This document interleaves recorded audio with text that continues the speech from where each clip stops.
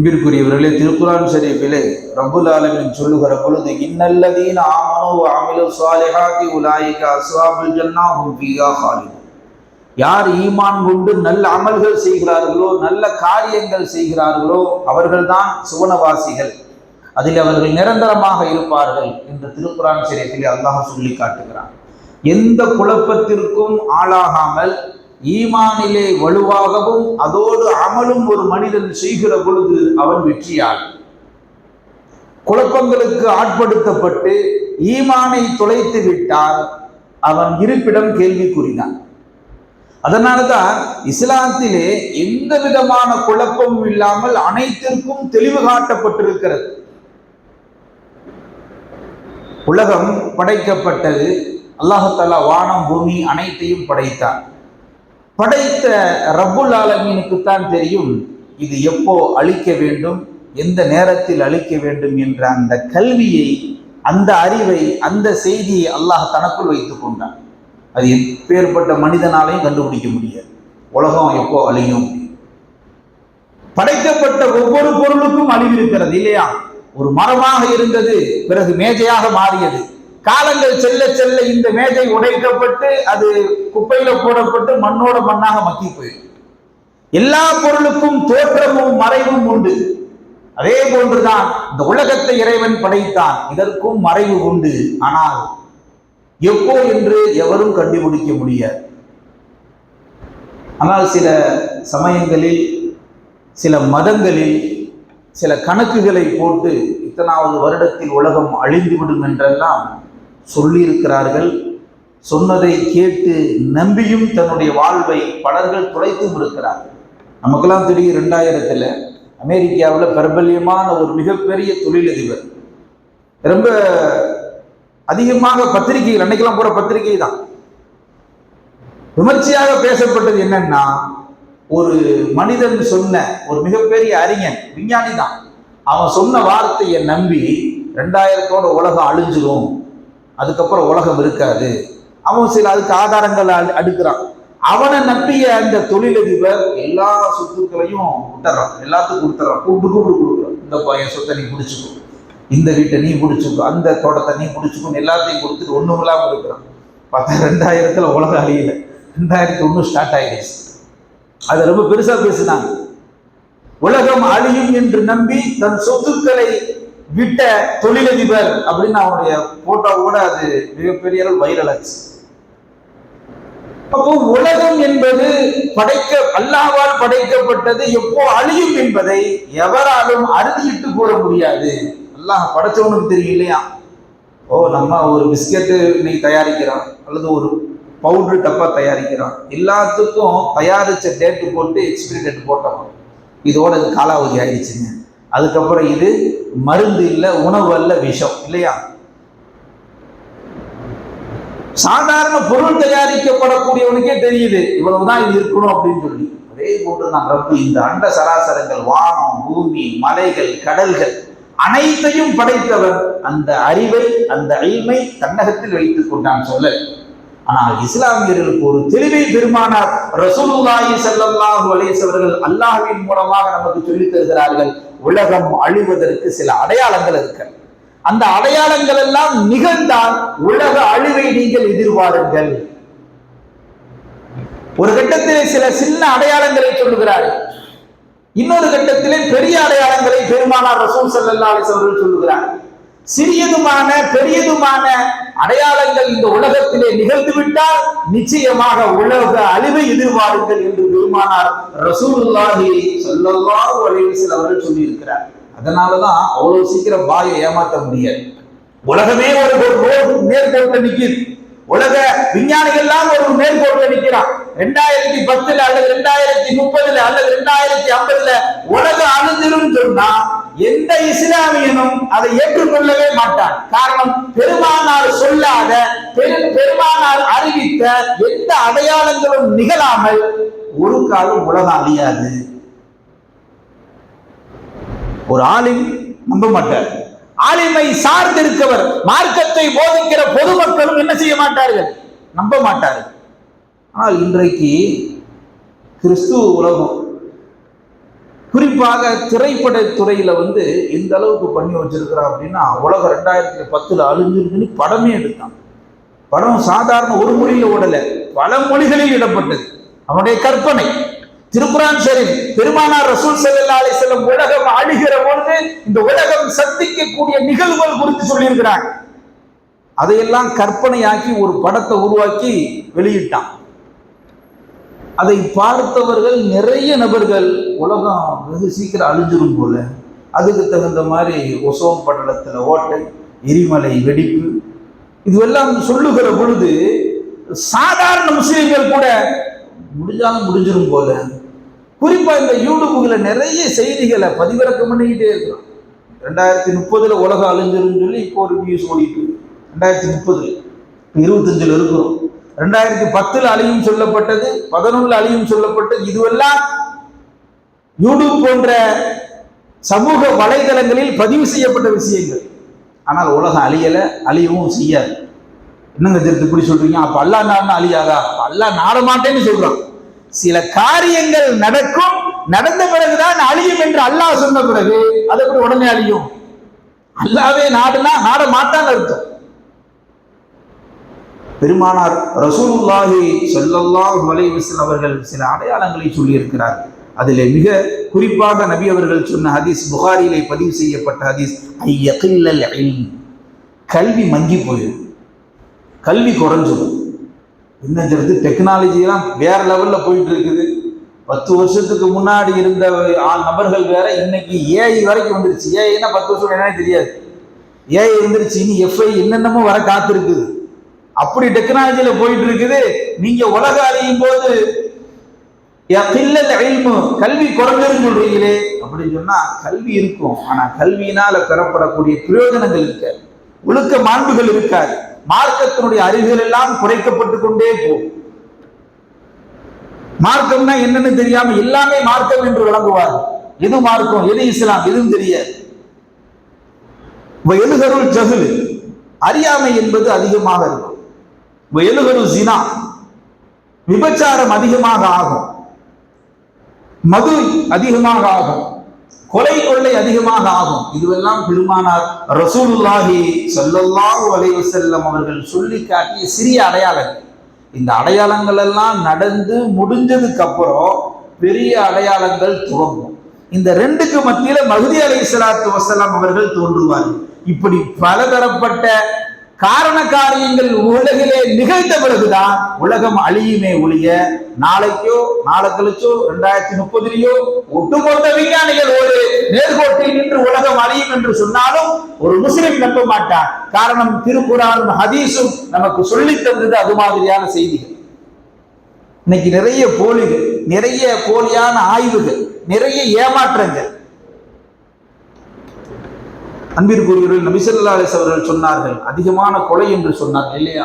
முன்னாடியெல்லாம் கொலை என்றாலே அது எவ்வளவு பெரிய பாரதூரமான விஷயம் என்றெல்லாம் மக்கள் யோசித்த காலம் போய் இன்றைக்கு கூலிப்படைகளே இருக்கிறது இல்லையா?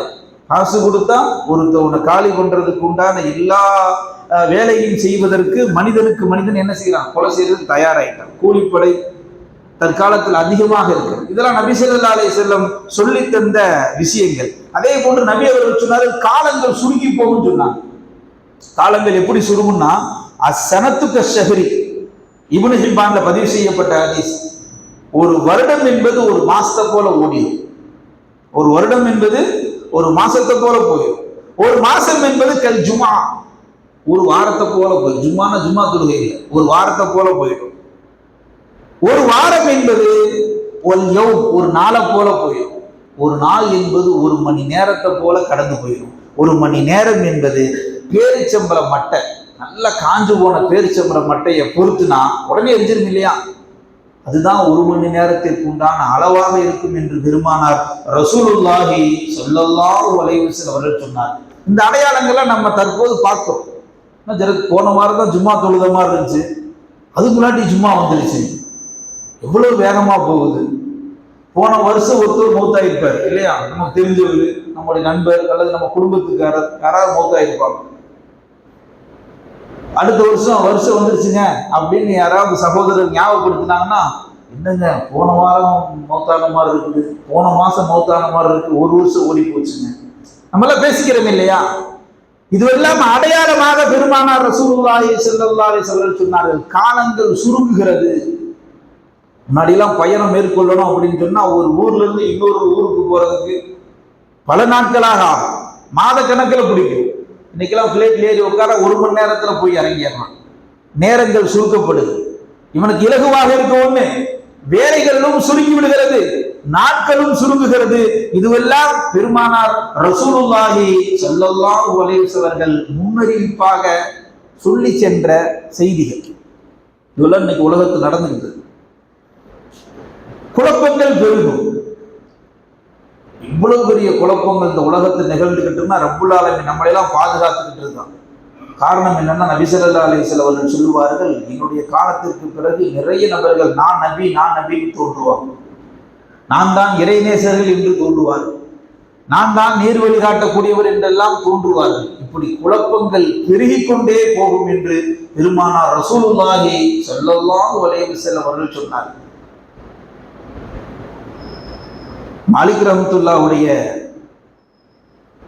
மாலிக் ரலியல்லாஹுடைய மகன்கிட்ட கேட்கப்பட்டது, ஹஜ்ஜாஜ் என்று சொல்லக்கூடிய ஒரு அரசர், அவர் ரொம்ப கொடுமை பண்றார் மக்களை அப்படின்னு சொல்லப்பட்டது பல நூற்றாண்டுகளுக்கு முன்னால்.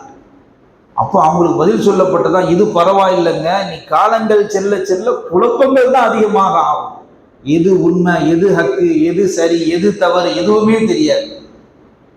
இப்படிப்பட்ட ஒரு குழப்பமான காலங்கள் எல்லாம் வரும். அதெல்லாம் எதனுடைய அடையாளம்? கியாமத் நாளுடைய அடையாளம் என்று பெருமானார் ரசூலுல்லாஹி ஸல்லல்லாஹு அலைஹி வஸல்லம் அவர்கள் கூறினார்.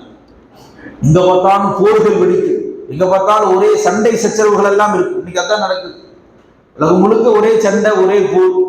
எந்த நேரத்துல என்ன ஆகும், 3ஆம் உலக போர் வந்துருமா வராதா அப்படின்ற மிகப்பெரிய விவாதமே ஒரு பக்கம் நடந்துட்டு இருக்கு. அப்போ உலகம் முழுக்க சண்டைகளும் சச்சரவுகளும் குழப்பங்களும் பெருகி நிற்கிற காலத்தை நீங்கள் பார்த்தால் கியாமத்து நெருங்கிவிட்டதாக நீங்கள் எண்ணிக்கொள்ளுங்கள் என்று பெருமானார் ரசூலுல்லாஹி ஸல்லல்லாஹு அலைஹி வஸல்லம் சொன்னார். மது பெருகும். அன்றைக்கு இருந்த காலத்தை விட இன்னைக்கு விற்பனையில சொல்றதை வச்சே நம்ம புரிஞ்சிடலாம் இல்லையா? பல கோடின்னு சில ஆண்டுகளுக்கு முன்னால சொன்னான், இன்னைக்கு பல கோடிகளை தாண்டி போகுது. இன்னும் 2, 3 வருஷம் 5 வருஷம் போனா இதை தாண்டி இன்னும் சாதனை படைச்சுக்கிட்டே போகும். இப்போ மது என்பது சர்வசாதாரணமாக எல்லா மக்களும் பயன்படுத்தக்கூடிய அளவுல மது என்பது வந்துவிடும் என்ற செய்தியையும் பெருமானார் ரசூலுல்லாஹி ஸல்லல்லாஹு அலைஹி வஸல்லம் சொன்னார். இதுவெல்லாம் சின்ன அடையாளங்களில் உட்பட்டது. புகாரி ஷரீஃபில் ஒரு ஹதீஸ் நபி ஸல்லல்லாஹு அலைஹி வஸல்லம் சொல்வார்கள், பெண்கள் அதிகமாக ஆகி ஆண்கள் குறைந்து விடுவார்கள். எந்த அளவுக்குன்னு சொன்னா 50 பெண்களை ஒரு ஆண் நிர்வகிப்பார். கல்யாணம் முடிப்பார்கள் இல்லை, 50 பெண்களை ஒரு ஆண் நிர்வகிப்பார். அவங்களுக்கு உண்டான உணவு உடைகள் கொடுக்கக்கூடிய ஒரு சூழல் உருவாகும். ஆண்கள் எல்லாம் குறைந்து விடுவார்கள். இது மட்டும் தற்சமயம் நடக்கலன்னு நினைக்கிறேன். இனி நடக்க வாய்ப்பு உண்டு.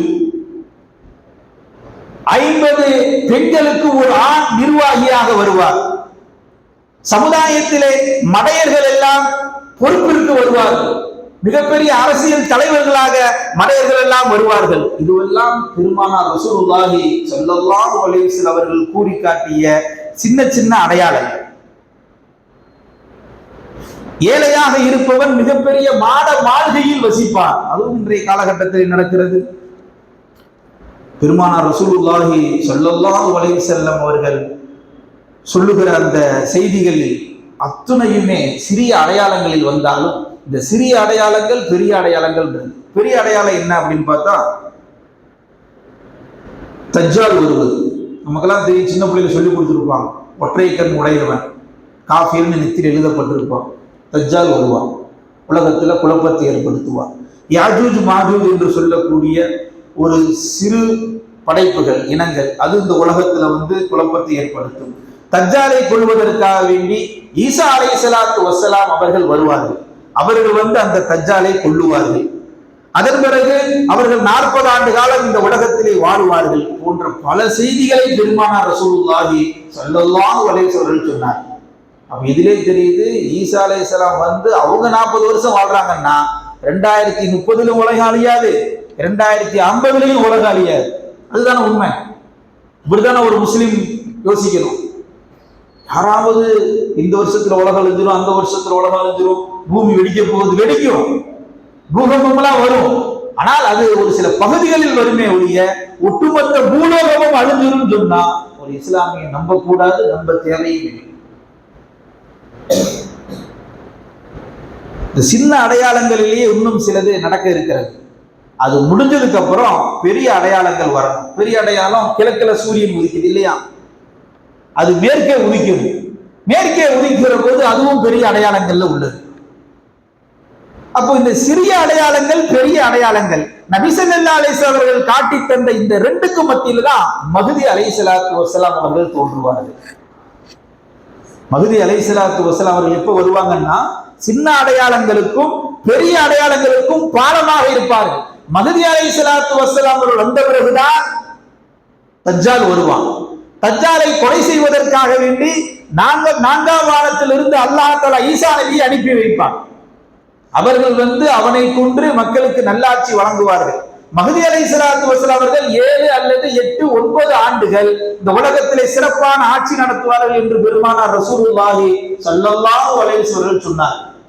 சரி, அதெல்லாம் போகட்டும். இந்த ஜும்மால உட்கார்ந்து இந்த மஹ்தியை பத்தி பேசுறீங்களே, இதில் என்ன விஷயம் இருக்கு அப்படின்னா, தற்காலத்துல நபி, நம்ம நபிக்கு பின்னால் ஒரு நபி கிடையாது இல்லையா, நம்ம நபி கடைசி நபி, அதுதான் நம்முடைய ஈமான். நம்ம ஈமான்ல கியாமத் நாள் வரை வரக்கூடிய முஸ்லிம்களுக்கு அதுதான் ஈமான். இந்த மிர்சா குலாம் காதியானின்னு ஒரு குரூப், அவன் நபின்னு வாதிட்டான். அதனால மிர்சா குலாம் காதியானிகளை இஸ்லாமிய பட்டியலை சேர்க்க முடியாது, அவங்கள ஒதுக்கியாச்சு. இனி காலங்கள் செல்ல செல்ல இப்போ ஒரு ஆள் புதுசா பிறப்பிருக்கான், மஹ்தின்னு சொல்லி பிறப்பிருக்கான். நான் தான் மஹ்தி. அவர் வேற எங்கேயும் இல்லை, சென்னையில ஒரு நபர். இதுல வேடிக்கையான விஷயம் என்னன்னா, அவன் மஹ்தி என்று தன்னை வெளிப்படுத்துறாப்புல கிட்டத்தட்ட 2 வருஷமா அவருக்கு பின்னால் ஒரு மிகப்பெரிய பட்டாளமே இருக்கு, மிகப்பெரிய ஜமாத். நம்ம பாய் முஸ்லீம்கள் தான். இதுல பெண்கள் நிறைய அளவில் அவர்கிட்ட பையத்து பண்ணியிருக்கான், பையத்து வாங்கியிருக்கிறாங்க, குருவே ஷேகுவே அப்படின்னு சொல்லி. அவர்கள் இந்த பாய்க முஸ்லிம்கள் அந்த சென்னையை சேர்ந்த அந்த மஹல்லா தெருவுக்காரங்க பூரா நம்மள மாதிரி ஒரு ஆள், அவங்க பூராம அவர் மஹ்தின்னு ஏத்துக்கிட்டாங்க அப்படின்ற அளவுக்கு விஷயங்கள் சொல்லப்படுகிறது என்றால், இன்னும் இந்த சமுதாயத்திலே போர்களை நம்பிக்கொண்டிருக்கிறார். நம்ப போய்தானங்க, ஏமாறுறவன் இருக்கிற வரைக்கும் ஏமாத்திக்கிட்டு தான் இருப்பான் இல்லையா. மஹ்தி என்பவர் இப்ப வர முடியாது, அது ரொம்ப ஸ்ட்ராங்கா இருக்கணும் இஸ்லாமிய சமூகம். மஹ்தி அலைஹிஸ்ஸலாத்து வஸ்ஸலாம் அவர்கள் வருகிற இடம் மதீனா. நபி அவர்கள் சொல்லி இருக்கிறார், புகாரிலே பதிவு செய்யப்பட்ட ஹதீஸ், திருமதியிலே பதிவு செய்யப்பட்ட ஹதீஸ். அவர்கள் புறப்படுகிற இடம் மதீனா. அவர்கள் வருகிற பொழுது உலகம் முழுக்க போர் சூழல் இருக்கும், மிகப்பெரிய போர் சூழல் இருக்கும். ஈய முக்கிறது மாதிரி மக்கள் எல்லாம் அவரை போய் அப்படியே முச்சு விடுவாங்க, அடையாளத்தை கண்டுபிடித்துக் கொள்வார்கள். அவர் என்னைக்கு வந்து நான் தாங்க மஹ்தி, என்னையை பின்பற்றுங்க மக்களே அப்படின்னு சொல்ல மாட்டாங்க. மக்கள் அவரை அடையாளம் கண்டு கொள்வார்கள். மாத்திரமல்ல, அவர் பெயர் என் பெயரை ஒத்ததாக இருக்கும், அவர் பேர் முஹம்மதாக இருக்கும். அவருடைய தந்தை பெயர் என் தந்தை பெயராக இருக்கும். இதுவெல்லாம் பெருமானார் ரசூலுல்லாஹி சொல்லி தந்த அடையாளங்கள் மாத்திரமல்ல, மஹ்தி என்பவருடைய நெற்றி கொஞ்சம் அகலமாக இருக்கும், மூக்கு நீண்டதாக இருக்கும். அவர் வரக்கூடிய இடம் மதீனாவிலிருந்து ஒரு மிகப்பெரிய தலைவர் வருவார் என்ற செய்தியை பெருமானார் ரசூலுல்லாஹி ஸல்லல்லாஹு அலைஹி வஸல்லம் இவ்வளவு தெளிவாக சொல்லி இருக்க, இந்த முஸ்லிம் சமூகம் அவரையும் மஹ்தி என்று ஏற்றுக்கொண்டுள்ளது அல்லவா, அவரை விட அவரை ஏற்றுக்கொண்ட அந்த குழுக்களை நினைத்தா நமக்கு ரொம்ப கவலையா இருக்கு. யார் என்ன சொன்னாலும், யார் எப்படி சொன்னாலும் ஏற்றுக்கொள்வதால் தான் இன்றைக்கு நிறைய குழப்பங்கள் வரும். யார் என்ன சொன்னாலும் ஏற்றுக்க முடியாது. இன்றைக்கு காலங்கள் செல்ல செல்ல நபீனு ரசூல்லா காலத்திலே தன்னை நபீனு வாங்கிட்டவர் இருக்கிறான். முஸைலமத்துல் கஸ்ஸாப் பெருமானாருக்கே டஃப் கொடுத்தான். இப்படி சொன்னான்னா நீங்களா நானா, நானும் ஒரு நபி, ஏரியா பிரிச்சுக்கலாம். பெருமானார் காலத்திலேயே நபி ஸல்லல்லாஹு அலைஹி வஸல்லம் அடையாளப்படுத்தினார்கள். அவன் முஸைலமத்துல் கஸ்ஸாப், அவன் பொய்யன்னே ரசூல்லா சொன்னான். அன்றிலிருந்து இன்று வரை மட்டுமல்ல, இந்த கியாமத் நாள் வரை, மஹ்தி வருகிற வரை ஒவ்வொருத்தரும் அவ்வப்போது தனக்குன்னு ஒரு கூட்டம் சேர்த்துட்டானா நான் மஹ்தி அப்படிமா. மீடியா வெளிச்சத்திற்கும் புகழுடைய ஆசைக்காக வேண்டியும் சிலர்கள் தன்னை மஹ்தி என்றும் தன்னை இறைநேசர் என்றும் நான் ஒரு இயக்கத்தினுடைய தலைவன் என்றும் என்னை பின்பற்றினால் சொர்க்கம் செல்வீர்கள் என்றும் அவ்வப்போது வந்து கொண்டே இருப்பார். இதுல சில இயக்கங்களும் போட்டி போடும். நாங்கள் தான் ஒரிஜினல்கள், நாங்கள் தான் குர்ஆன் படி நடப்பவர்கள், எங்களை பின்பற்றினால் நீங்கள் சொர்க்கம் என்றெல்லாம் அவ்வப்போது குற்றீசர்களை போல வந்து கொண்டே இருப்பார். இந்த நூற்றாண்டில் இது, இனி அடுத்த நூற்றாண்டில் இன்னும் எவ்வளவு வர காத்திருக்கிறது. இதற்கு முன்னால் நிறைய இயக்கங்கள் வந்து ஓடி போச்சு. வரலாற்று நம்ம நினைச்சிடக்கூடாது. ரசூல்லா காலத்துக்கு அப்புறம் இப்ப நம்ம தான் ஒரிஜினல் முஸ்லீம், நம்ம இயக்கத்துக்காரங்க தான் கரெக்டா இருக்கிறாங்க நினைச்சிடக்கூடாது. இதுக்கு முன்னாடி இதுல மாதிரி நிறைய பேர் வந்தோம், நிறைய போலிகள் வந்தார்கள். வந்தவர்கள் எல்லாம் மக்களை ஏமாற்றினார்கள். ஏமாந்தவன் ஈமானை துவைத்தான். அதுதானே இங்க இந்த இஸ்லாத்துல அல்லாஹ் தஆலா கொடுத்து படைச்சிட்டு நீ வாழுன்னு சொல்லிட்டு சரியா வாழ்றியா, அறிவை பயன்படுத்துறியா, போலிகள்கிட்ட போய் மாட்டிக்கிறியா, இதெல்லாம் சோதனை தானே.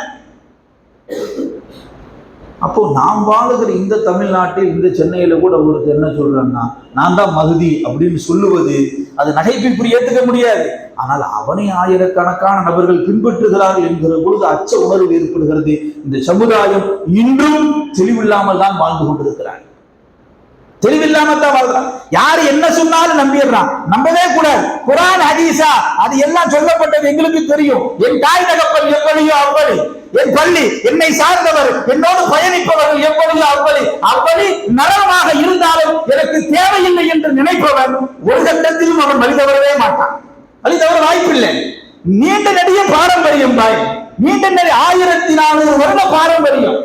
அந்த சங்கிலியை உதறி தள்ளிட்டு புது புது கொள்கை உடையவர்கள், புது புது ஸ்டைலாக தொழுபவர்கள், புது புது நபர்களை தலைவர்களாக ஏற்றுக்கொள்வது, புது புது இயக்கங்களை அங்கீகாரப்படுத்துவது நம்முடைய ஈமான பரிசு. எல்லாம் குர்ஆன் ஹதீஸ் தான் சொல்லுவான், நம்பர்லாம் கரெக்டா இருக்கும், ஆனா வைக்கிற அர்த்தம் வேறையா இருக்கும். அந்த அர்த்தம் நீ கண்டுபிடிப்பியா? கண்டுபிடிக்கிறவங்க ஆற்றல் இருக்கா? இல்ல. இப்போ அங்கேதான் மக்கள் சருகி விடுகிறார்கள். அப்போ போலிகள் உலகத்தில் அவ்வப்போது தோன்றிக்கொண்டே இருப்பார். அந்த போலியான ஆசாமிகளிடத்திலிருந்து நம்மை நாம் பாதுகாத்துக் கொள்ள வேண்டும், ஈமானை பாதுகாத்துக் கொள்ள வேண்டும். முதல்ல அவர் தன்னை மஹ்தின்னு சொன்னார். அதுக்கப்புறம் அவருக்கு விளக்கங்கள்லாம் சில ஆலிம்கள் கொடுத்தாங்க. மஹ்தியா வர்றதுக்கு உங்களுக்கு தகுதி இல்லை, காரணம் நபியுடைய அடையாளங்கள் உங்களுக்கு பொருந்தலை, ஏன்னா உங்க பேரு வேற. ரசூல்லா சொன்னாங்க என் பெயர் உடையவர் தான் வருவார், என் பெயர் ஒத்துருக்குன்னு சொன்னாங்க. உங்க பேர் வேற மாதிரி இருக்குது, உங்க பாரம்பரியம் வேற மாதிரி இருக்கு, நீங்க சென்னையில வசிக்கிறீங்க, பிறப்பிடம் மதீனா, அங்க இருந்தா வருவாங்கன்னு இருக்குது, எல்லாம் மாறுபடுது என்று சொல்லுகிற பொழுது நான் கனவு கண்டேன் அப்படிங்கிற. நான் எப்படி கனவு கண்டேன்? கடைசியில் என்னன்னா என்னை மஹ்தியாக அல்லாஹ் ஆக்குவதற்கு வாய்ப்பு இருக்கு. மஹ்தின்னா என்னன்னு தெரியாத சில பேர் இருப்போம் இல்லையா? தெரிஞ்சுக்கங்க. மஹ்தி என்பவர்கள் பெருமானார் ரசூலுல்லாஹி ஸல்லல்லாஹு அலைஹி வஸல்லம் அவர்களால் அடையாளப்படுத்தப்பட்டவர்கள். அவங்க எப்ப வருவாங்க, ஏன் வருவாங்க, காரணம் என்ன தெரிஞ்சுக்கணும் சமூகம் இல்லையா? இப்ப போறே வர்றவெல்லாம் மஹ்தியை நம்பிடக்கூடாது. நபி அவர்கள் உலக அழிவிற்கு முன்னால் மஹ்தி வராமல் உலகம் அழியாது. மஹ்தி வருகிற பொழுது ஊரெல்லாம் ஒரே பிரச்சனை, போர் சூழலா இருக்கும். அவர்கள் வந்த பிறகு 7 அல்லது 8, 9 ஆண்டுகள் சிறப்பான ஆட்சி செய்வார்கள். அந்த ஆட்சிக்கு பிறகுதான் கியாமத்தை நீங்கள் எதிர்பார்க்க முடியும். இது பெருமானாரால் முன்னறிவிப்பு செய்யப்பட்டது. இதுதான் மஹ்தி அலைஹிஸ்ஸலாத்து வஸலாமுடைய வருகை. வருவாங்க, சிறப்பான ஆட்சி நடத்துவாங்க. அப்போ அந்த உலக அழிவின் போது வரக்கூடிய ஒரு மஹ்தி அலைஹிஸ்ஸலாத்து வஸலாம் அவர்களை தற்காலத்தில் ஒருத்தர் வந்துட்டார்னா ஏத்துக்கலாமா? நாம் ஏற்றுக்கொண்டாலேயே பெருமானாருடைய வாக்கிற்கு மாற்றம் செய்கிறோம், மட்டுமல்ல ஈமானை இழக்கிறோம். ரசூல் ஸல்லல்லாஹு அலைஹி வஸல்லம் சொன்ன எல்லாத்தையும் ஏத்துக்கிறது ஈமான். ரசூல் ஸல்லல்லாஹு அலைஹி வஸல்லம் சொன்னா 99 ஏத்துக்கிறேனுங்க, ஒன்றை மட்டும் நம்ப மாட்டேன்னு சொன்னா அப்ப ஈமான் போச்சுன்னு அர்த்தம். இல்லைங்க, லா இலாஹா இல்லல்லாஹ் கலிமா தாங்க, அவரும் பாயிங்க இவரும் பாயிங்க, அது பாய் தான். நபி அவர்கள் சொன்னதை மறுத்த நீ தெரிந்தோ தெரியாமலோ காஃபிர். இது அல்லாஹ்வுடைய கட்டளை, இது நம்ம கையில இல்லை. இல்லைங்க இது தெரியாம தானே, அது அல்லாஹ் டிக்ளேர் பண்ணணும், அவன் தெரியாம செஞ்சுட்டான் பாவமா பாவம் இல்லையான்னு.